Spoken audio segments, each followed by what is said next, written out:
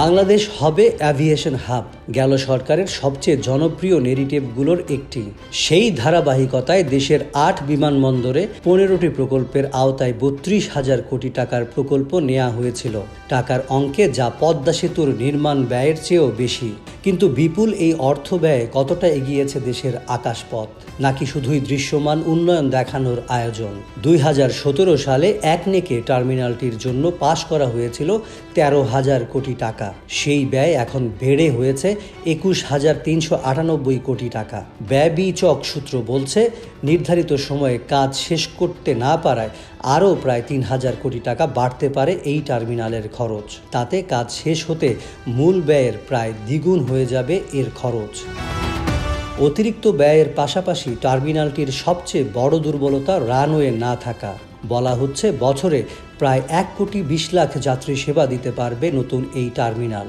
যেখানে কোটিখানিক যাত্রীকে সেবা দিতেই হিমশিম খাচ্ছে বর্তমান রানওয়েটি, সেখানে আরও ১ কোটি যাত্রী কিভাবে সেবা দেয়া যেতে পারে তার কোনো রূপরেখা নেই।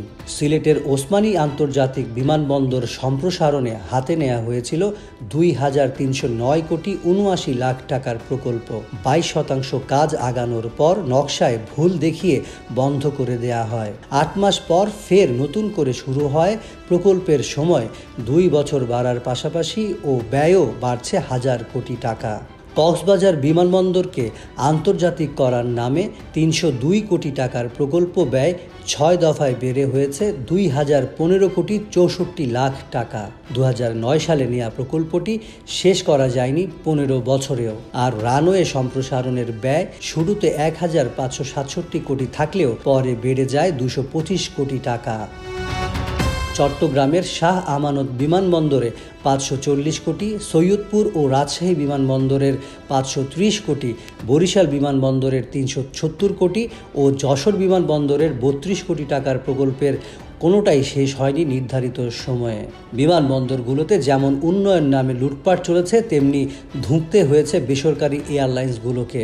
গেল ১৫ বছরে জিএমজি, ইউনাইটেড ও রিজেন্ট এয়ারওয়েজের মতো বড় ৩টি এয়ারলাইন্স বন্ধ হয়ে গেছে। বন্ধ হবার আগে এই ৩ এয়ারলাইন্সের ছিল ২০টি উড়োজাহাজ আর ২৮টি রুট। দেশের এয়ারলাইন্সগুলোর দিকে না তাকিয়ে আওয়ামী লীগ সরকার গুরুত্ব দিয়েছে বিদেশি এয়ারলাইন্স আনতে। এই ১৫ বছরে বাংলাদেশে এসেছে ১০টির বেশি বিদেশি এয়ারলাইন্স। তাতে দেশীয় এয়ারলাইন্সগুলোর বাজার কমতে কমতে নেমেছে ২০% এর নিচে।